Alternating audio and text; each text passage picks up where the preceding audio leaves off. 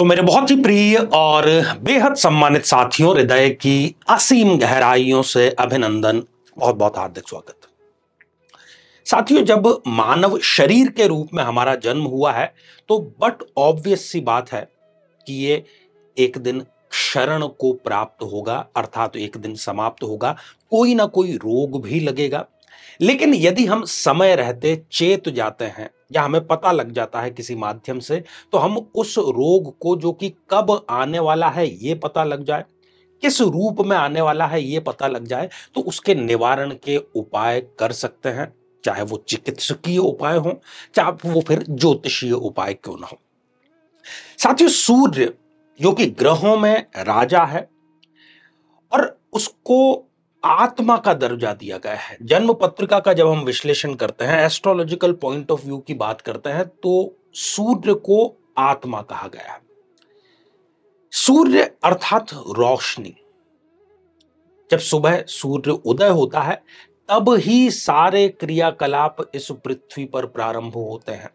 पक्षियों से लेकर के और दूसरे जानवर, वनस्पति, इंसान, जीव जंतु, सब कुछ सूर्य पर डिपेंड है। उसकी ऊर्जा, उसकी शक्ति, उसकी पावर पर डिपेंड है। साथियों, आज इस एपिसोड में हम चर्चा करने जा रहे हैं कि आप अपनी जन्म पत्रिका के माध्यम से ये जान सकते हैं बड़ी आसानी से कि सूर्य यदि कहीं कमजोर है, गलत स्थान पर प्लेस्ड है, तो वो कौन कौन से रोग आपको दे सकता है अपनी महादशा या फिर अंतरदशा में।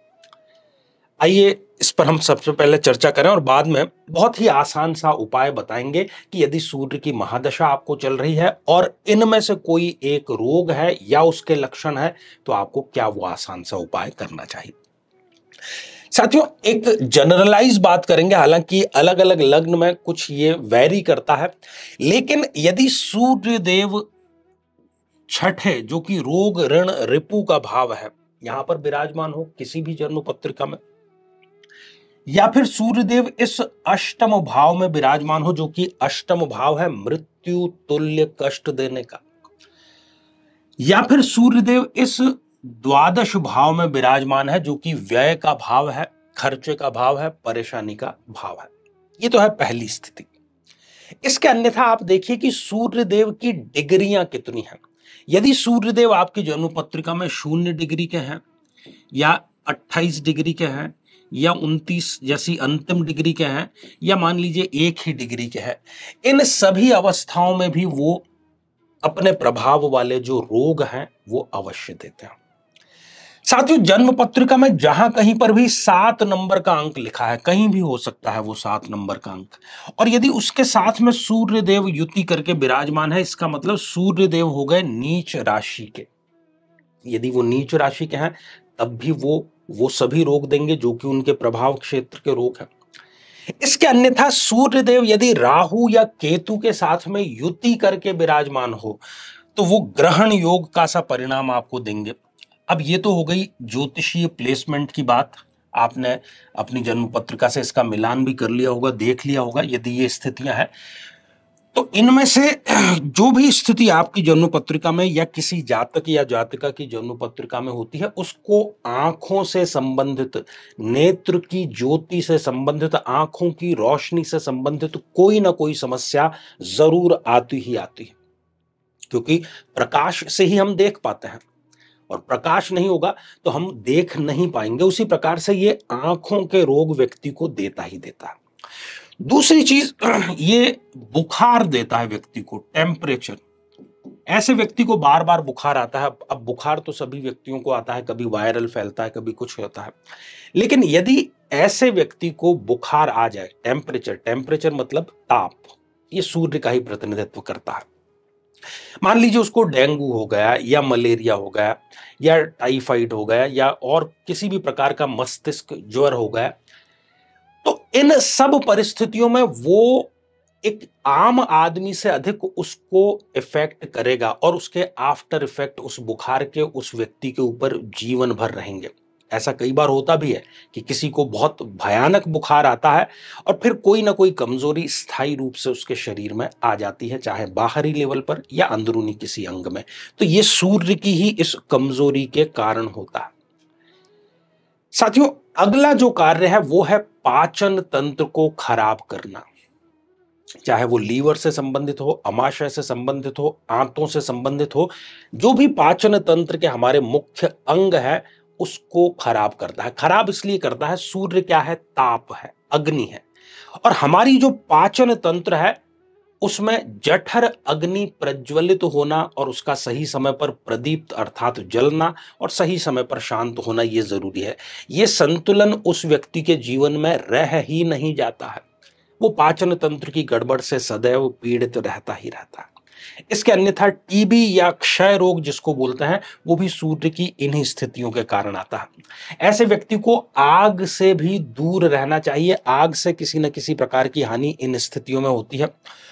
और इसका जो सबसे प्रबलतम रूप है वो है हृदय रोग अर्थात हार्ट अटैक या हार्ट से संबंधित या दिल की धड़कनों से संबंधित ये कार्य जो है वो भी करता है। हाई ब्लड प्रेशर होना वो भी इन्हीं स्थितियों के कारण है।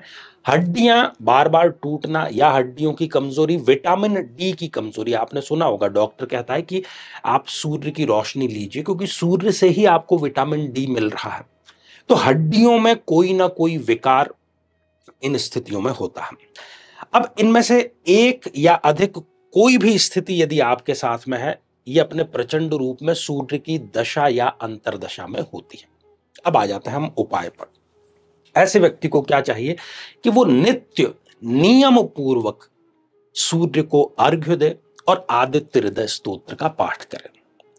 इसके अलावा साल भर में कम से कम 3 बार, वो कोई भी शुभ ओकेशन हो सकता है, कोई त्योहार हो सकता है, आपका जन्मदिन हो सकता है, आपकी एनिवर्सरी हो सकती है, कुछ भी हो सकता है, तो अपने वजन के बराबर गेहूं का आपको दान करना है।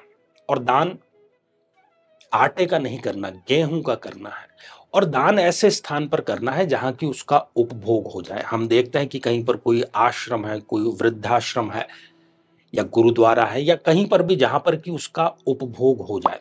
ऐसा यदि आप साल में 3 बार करते हैं अपने वजन के बराबर, वजन से थोड़ा अधिक चलेगा लेकिन कम नहीं होना चाहिए, ये दोनों उपाय यदि आप करेंगे, रोग पहली बात तो आएगा ही नहीं, आ भी गया है तो उस पर आप शीघ्र ही विजय जरूर प्राप्त कर लेंगे।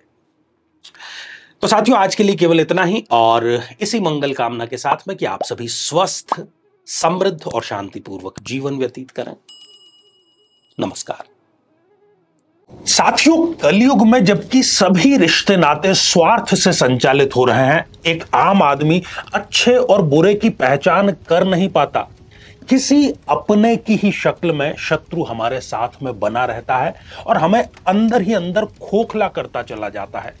तंत्र के विभिन्न प्रयोगों जैसे कि मारण, उच्चाटन, विद्वेषण, स्तंभन, वशीकरण, इन सभी के माध्यम से वो हमारे शरीर और मन को बीमार और बहुत बीमार बना देता है, जिसके कि सामान्य लक्षण हम अपने घर में देखते हैं कि घर में कोई ना कोई सदैव बीमार बना रहता है। अच्छा खासा जो बिजनेस चल रहा था वो एकदम से रुक जाता है। घर में दरिद्रता, गृह कलेश ये स्थायी रूप से प्रवेश कर जाते हैं। तो यदि आप या आपके परिवार का कोई सदस्य इन तंत्र प्रयोगों से पीड़ित है तो इनके निवारण के लिए हम आगामी नवरात्र में, वो भी महाअष्टमी के दिन 11 अक्टूबर 2024 को तंत्र रक्षा के लिए महाअनुष्ठान श्री राम रक्षा स्तोत्र का पाठ कर रहे हैं, जो कि हमारे ही सानिध्य में होगा विद्वान कर्मकांडी पंडितों के माध्यम से। तो इसके निवारणार्थ और भविष्य में कभी इस प्रकार का प्रयोग आपके ऊपर ना हो पाए, रक्षा कवच भी आपको प्रदान किया जाएगा। साथियों अधिक जानकारी के लिए और इसमें सम्मिलित होने के लिए आज ही संपर्क जरूर करें।